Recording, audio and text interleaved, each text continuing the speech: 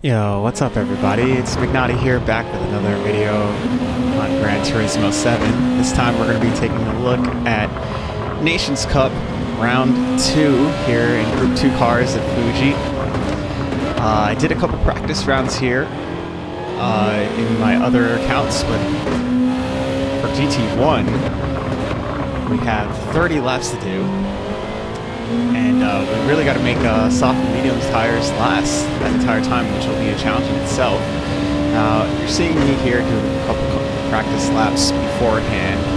My best time prior to this is a 132.027, and I was actually able to get it down to 131.4, which was good for 7th on the friend list, just before the race started. As you can see there, 1 minute and 30 seconds left until qualifying begins. So we're going to hop right into the qualifier. Lobby with pretty good racers here. And what was fortunate for me was that I was the first one out of the pits, so I didn't have to deal with any of the traffic and racing on track, which honestly, I don't know why people do this, but sometimes people get into actual battles while qualifying instead of giving space. So if you're reading this now and you're someone who likes to battle during qualifying, please don't. Please give space. But that did not affect us here. Now, this is our one and only attempt at this. And after having a pretty decent outlap, we're going to get started going into turn 1, which is a sharp braking point, right-hand turn at, let's say, 25 degrees. Nice and easy, out in second for the traction, getting a good drive on the way out, over to the right-hand side, picking a braking point for this left-hand turn, making sure not to leave the track, back on the power for this long right-hander. Just easing off the throttle, bringing the car around, finding another braking point, getting down to first and up to third. Oh, I didn't go up to third. I kept it in second there. Normally I'd go up to third to keep the traction, but I guess on a brand new set of soft tires, I pulled away in second. Now into another hairpin, cutting as much curve as I can, getting the car turned around back to the right and on the power as quickly as possible. We're heading to the uphill section, making sure not to go wide, because once you go wide on that corner, it's pretty much over for you. Braking, getting the car turned around to the left, up for the final and most important turn of the track. Can I get a good exit? What's really important is to see where that teal marking is, and aiming for that so that way you don't spin out and you get wide enough. Now, as I cross the finish line, I got a 131.7, which wasn't quite my best, but it's good enough for a 1.5 second gap to second, which is steadily coming down. Now it's 1.3.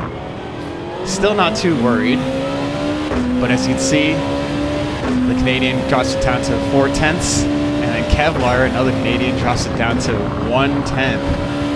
So at this point, I'm like, okay, I guess I actually do have to improve. As you can see here, it's not as though I was able to. My second lap around, I was at a 132.0. But I just hoped that that time would be good enough for pole as I just continue to watch everyone else come across the line. And it wasn't long, but after a couple moments here, you're going to see that I was overtaken for pole by just over 1/10 of a second. So I'm going to have to start in P2. Now, first place here gets 169 points, which is a pretty decent haul. So that's what we're going to go for right now.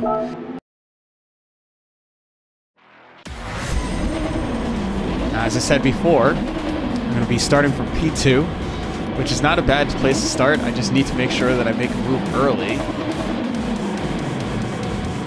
As you see here, Mr. Martel in that car, but I'm getting bonus points for the livery. Big shout out to Salamander for the brand new livery made especially for this race.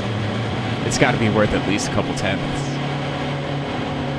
All right, everyone getting set, getting ready to go. Making sure all my settings are right. Moving the brake bias to the rear to try and get a better distribution of tire wear as we go 30 laps around Fuji.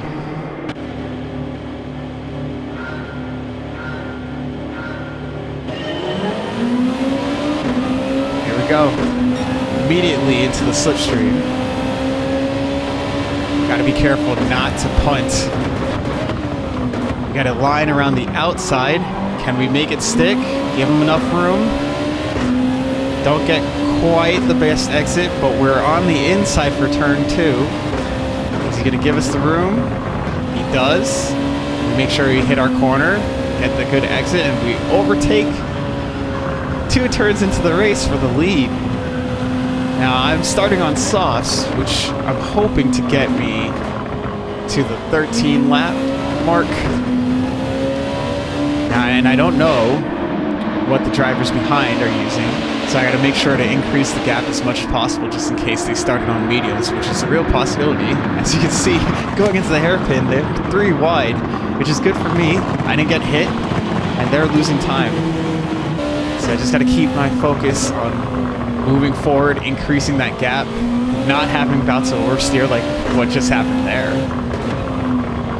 and keeping it under control. I'm not expecting to get too far ahead because these are all A-ranked drivers, so the skill level should be close to the same. As you can see, P2 behind us has a penalty, so that's actually going to help us. Kevlar has a penalty that he has to serve now, and you can see in the bottom right-hand corner that the gap is increasing, and there's a battle, 3-way battle for second, which is going to help increase that lead.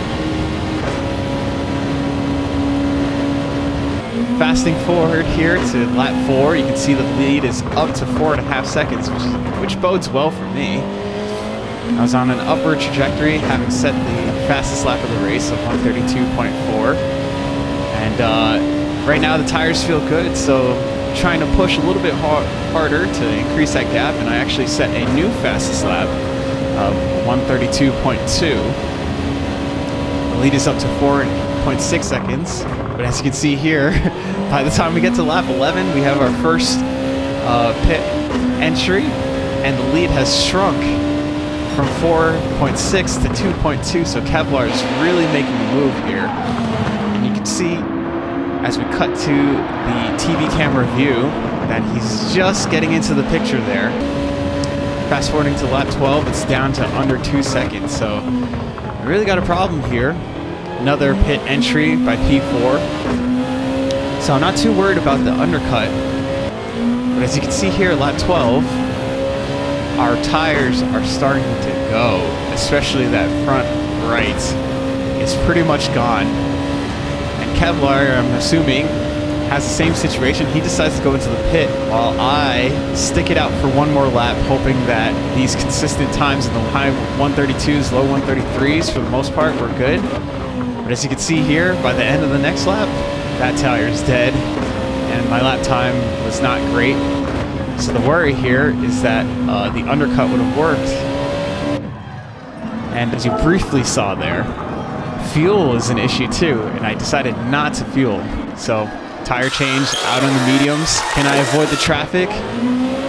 GT7 Logitech is on the outside, and he just manages to stay ahead, which is not great for me. I have to get past this guy as quickly as possible because Kevlar in P3, you can see him there in the back of the picture, he's gaining on me, and the undercut is seeming to prove beneficial to him. I'm struggling here with the dirty air, had to slow it down a little bit. Just wait for GT7 Logitech to make his turn as I get a bout of oversteer trying to follow close. Now these are really important moments. I can't afford to waste any time, any more time than necessary behind the current leader of the race. And you can see here, by the time we get to the lap 15, I'm pretty desperate. So I'm going to send it up the inside, get a better drive, and hope that Logitech holds up Kevlar as long as he held me up. As you can see, as we come here into the hairpin, he's not going to hold him up for any more than 2 corners. As Kevlar sends it up the inside and overtakes him from P2. So we've got a real battle here on our hands for the last half of the race.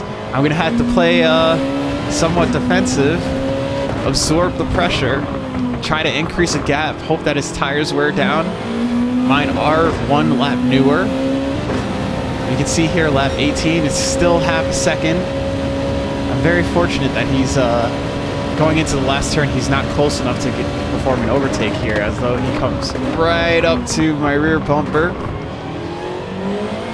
Gets a good drive. Less than 4/10 of a second now. It's really challenging times as we set a purple first sector on the medium tire. So you guys can tell I'm really pushing. Tries to send it up the inside. I leave him just enough room. He thinks wiser of it. Gotta get a good drive here. He's on the outside. And I think he has the move done here. I really did. Until this. Somehow he DBZ teleports behind me. So the GT gods have blessed me with moving him back into P2 as we go into the hairpin and up through Sector 3. Just trying to keep it together. Don't want to spin out. Don't want to have any issues. If he's going to overtake me, he's going to have to do it on merit, hopefully not from a mistake.